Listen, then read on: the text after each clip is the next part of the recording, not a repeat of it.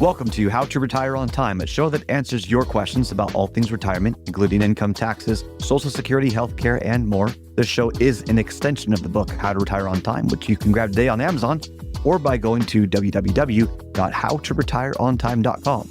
My name is Mike Decker. I'm the author of the book, How to Retire on Time, but I'm also a licensed financial advisor, insurance agent, and tax professional, which means when it comes to financial topics, we can cover it all. Now, that said, please remember this is just a show. It's not financial advice. If you want personalized financial advice, you can request your wealth analysis from my team today by going to www.yourwealthanalysis.com. With me in the studio today, Mr. David Franson. David, thanks for being here. Yep. Happy to be here. Thank you. Yeah, David's going to read your questions, and I am going to do my best to answer them. You can submit your questions at any time during the week by texting 913-363-1234. That number one more time, 913-363-1234, or you can email us at heymike@howtoretireontime.com. Let's begin. Hey, Mike, I am in my 40s. I have maxed out all of my retirement account contributions for the year, and I have more money that I want to save. Where should I put that money? Okay, so let's first address, I have more money than I want to save, as like he has a surplus of cash flow. Okay. This typically happens towards the latter part of your career. So for example, like if you're an airline pilot, you don't make much money out of the gate, but those last 5 years, you're earning exponentially more money. And there's one or two things that will happen. One is you have more cash flow, so your lifestyle inflates and you just spend more money. Or what this person seems to be doing is he has established a lifestyle that's comfortable and is saying the excess is basically to buy the future. Okay. So you know how people say, oh, I need to do more savings. No one likes to save. Yeah. I mean, really, who likes to say, hey, let me enjoy some delayed gratification? Yeah.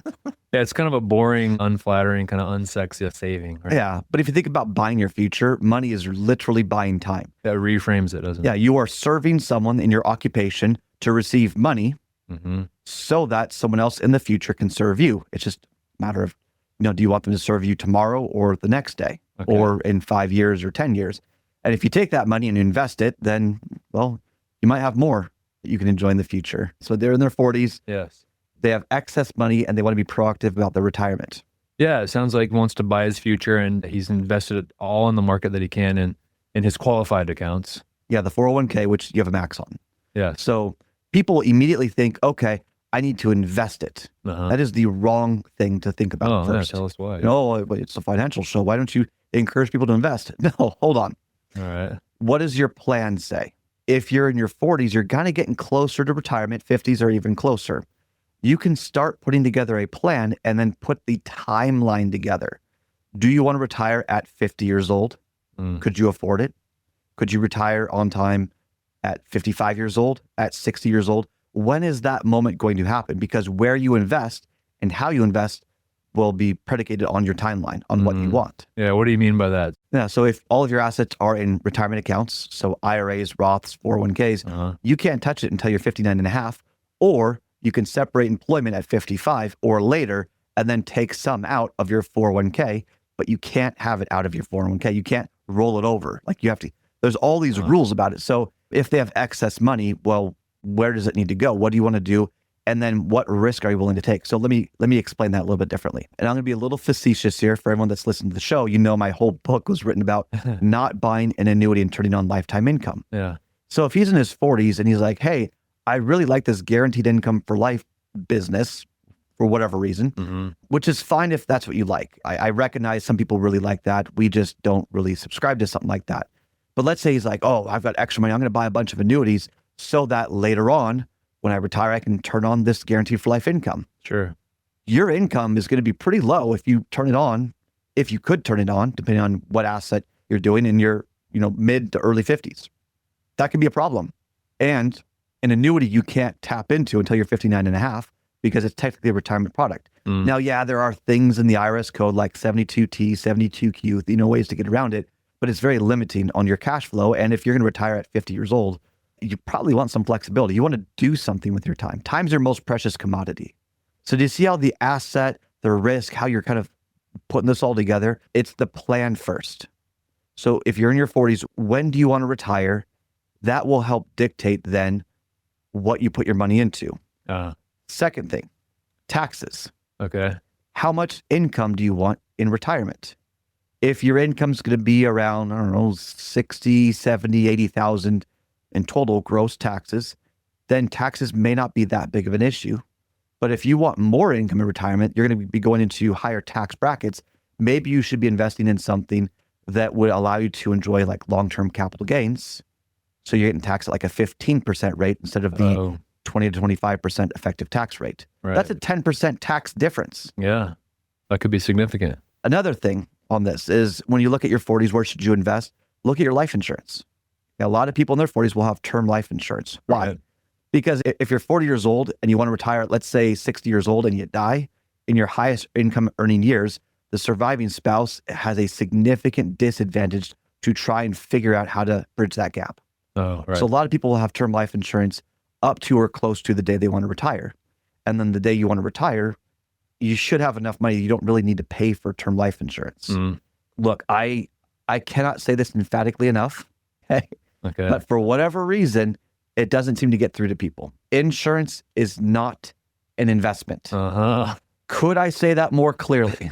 think we heard it. Have I confused you in any way? No. Well, tell us why it's not an Can you investment. get rich off of insurance products? Oh, wow. No. Unless you die. Ah, And even then, if you tried to die yeah. and like it was premeditated, the insurance company might say, well, no, that counts as against our clauses, and so we're not going to pay you out. Yeah. And the reason why I say this is there are so many agents that will manipulate permanent life insurance as a way to quote unquote get rich quick or whatever. I've seen many, many posts. I think permanent life insurance is going back through regulatory scrutiny for a number of reasons because it's being manipulated to portray as something that they're not.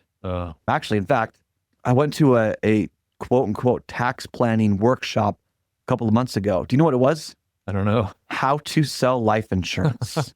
I went, this is a scam.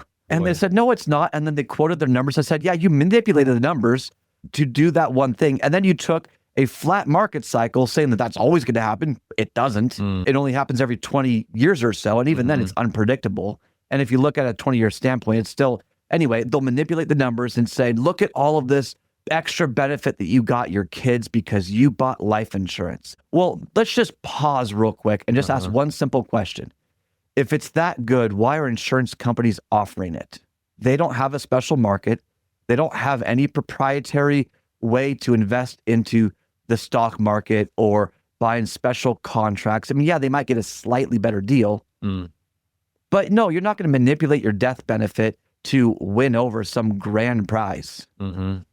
If you do a proper analysis at your life expectancy, you might have a 5% IRR, internal rate of return, on your death benefit. It's not competitive if you live to the normal life expectancy. And if you live longer, it's even worse. As in, I've seen policies where it's like a 2% internal rate of return or return on your investment, basically, a more accurate number to record on that. So let me say, David, hey, David, Yeah. do you want to buy a massive life insurance policy today so you can get rich, grow tax-free, and in your 90s, you'll know that you made around a 3%, let's say? I'm just throwing out arbitrary numbers here, but 3% every year. Wouldn't you feel great about that? I don't know if I'd feel that great. I don't know. I don't think so. 3%? There's very strategic blind spots that people put when selling life insurance. And they'll look at how much less you paid in taxes, but they don't compare the actual end of life comparison. It's just, this crap really bugs me. So I'm going back to this person in the 40s, they probably have term life insurance. Which is appropriate when you're younger. Is that Yeah, right? it's appropriate when you're younger, but it may be appropriate to have some sort of life insurance, knowing what risk you're willing to hedge. You may want to take not your term life insurance, but maybe your term ends and you start moving some cash flow into a indexed universal life insurance policy. For an example, just in case you were to die between the age of 40 and 70 years old. Okay. Why is that? Because when you file for Social Security, before you file for Social Security specifically, there could be missed income. Maybe you unexpectedly pass in age 55. So you might have a cash value policy that's basically paying your term and growing some cash value. But the second you don't need it, you drop that death benefit as much as you can so that you can lower the cost of insurance as much as you can. Okay. Notice the difference here. Yeah. If you're trying to prepare for a risk that may happen, I get it. The odds aren't in your favor. It probably won't happen, but you're paying for the transference of risk to an insurance company just in case, just for the surviving spouse, just in case. But you're paying a premium for that. That's why we buy term life insurance. However, once you don't need it, once you've amassed enough wealth that you don't really need a death benefit anymore, then you drop the death benefit as much as you can without what's called meching the policy. Okay. That's a technical term. Modified endowment clause. It basically means you turn your tax-free life insurance policy into a taxable policy. Oh, okay. Don't want to do that. Yes. Insurance companies will help you not do this. They don't want this to happen to you either. Okay. But when you drop the cost of insurance, the death benefit, there's less risk to the insurance company. So you pay less on the cost of insurance. So whatever the remaining cash value is can grow, not at a rate that's as good as the stock market, but let's say competitive with the bond funds that you've got in your portfolio. Sure. It's growing tax-free and you can borrow against it tax-free. Maybe he wants to look into a permanent life insurance policy that can bridge the gap more cost effectively, that he can then drop a death benefit later on and then have whatever's left over be a tax benefit on the overall scope of income. Okay. That was a lot there. Yeah, no, this is good. So and by the way, they won't tell you this, but if you drop the death benefit or if you lower the cost of insurance, the agent's going to get paid less. Okay. Who wants to admit that? Very few people. That should be the subtitle of the show. What financial professionals don't want to admit. Little confessions here, like Diary of an Agent. Yeah.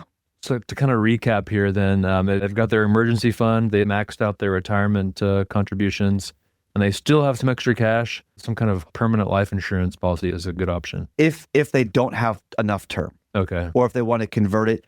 And if taxes are a concern in the future, that may be an option. If that's not a concern, then it doesn't make sense. Okay. In that situation, you want to look at ways that you can grow assets. And remember, you got to have basically two portfolios. One portfolio for the up markets that you can invest. Yeah, there's some risk. Yeah, I can lose principal for a period of time. Hopefully it recovers. And then you've got your down market, your bear market, bad news bears. Yeah. When the markets go down, if you're retired, you need to take income from a principal protected source. So another way to look at that is maybe you put some funds, some after-tax non-qualified funds into a couple of buffered ETFs and you blend it. Some are max buffers. A lot of people don't know these exist, by the way. There's several companies that do it.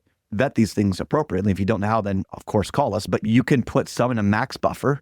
So the idea is maybe it gets up to 7% of the S&P, but no downside. So there's no downside risk. And overall, you might outpace, let's say, CDs or high yield savings. There's no downside risk and it's liquid. You could pull the funds out at any time if you want. You might not get all the gains, but it's still liquid enough that you can work with that. And then you do like a deep buffer. A deep buffer is where you'll get up to, let's say, it depends on what rates are. So these are arbitrary numbers, but let's say you get up to 12%, 10, 12% on the upside. And then on the downside, you might get the first 5% of risk, but then there's this 20% buffer. This is complicated. Yeah. It's a lot, but it's a way to basically put some assets that have built-in protections. You're not going to get all the upside, but you'll get enough of the upside to still be competitive, but you've taken out some of the downside risk, allowing you to have this bear market portfolio specifically for if you retire, you need to take income from a protected source. You could work with this. Okay. And if you don't use it, it just rolls over every year. There's no capital gains because it just rolls over and it maintains that tax efficiency. And then you can take everything else and do your typical portfolio for growth, whatever that might be. And that could be in stocks. Maybe you do a 60-40 split, stocks and bonds. Maybe you explore some REITs. JP Morgan did an interesting study. They found that if you put 30% of your portfolio in alternative investments, specifically real estate, you could increase your overall growth and decrease your overall volatility. Oh. Who wouldn't want that? Yeah. But yeah, for this person, I would totally be saying, make sure you've covered the risk that you want. And if you don't want life insurance, no problem. Just be aware of the risks that you're taking. Explore ways to hedge against market risk. When do you want to retire? Yeah. Put the plan together first. Make sure the timelines work. Then explore efficiencies. So look ahead at the taxes, the income that you want, the tax brackets, your effective tax rate, where the assets are between pre-tax, like an IRA, after tax, like a non-qualified brokerage account, and then a tax-free, like a Roth. Understand where your assets are and how to pull out of them. And then you can start to say, okay, here's where the investments make sense. Here's what I should be putting my money into. And then proceed. What you've taught me here is that this is a much more sort of deeply like nuanced, thoughtful question. You could have just listed off a few like investment options for this person. We could have moved on to the next question. Which is what I feel most advisors would do. Oh, you got some extra money. Hey, take this quick questionnaire and here's your custom portfolio. Yeah. Garbage. Yeah. Absolutely garbage. Drives me crazy when people get into that crap. And I'm not saying the portfolio is crap. Right. I'm not saying the advisor is stupid. Yeah. I'm saying I'm tired of the oversimplification of this kind of check it off, got a new client, I'm making a residual. I mean, the reality is this 1% fee on everything. Mm-hmm. People say I hate annuities. You're the annuity to your advisor. Oh, yeah. That's right. You're the residual. Why do you That's think deep. they say don't spend your principal? You spend down your principal a little bit, they're making less money. I mean, anyway, Yeah. I'm getting a little ahead of myself here, but at any point in your life, don't work with an oversimplified person. We're not the only people that do comprehensive planning, but we hound on the importance of being very deliberate in your decisions moving forward so that you don't paint yourself into a corner of tax inefficiencies, of liquidity issues, of whatever it might be. That's all the time we've got for the show today. If you enjoyed the show, consider subscribing to it wherever you get your podcast. Just search for How to Retire on Time.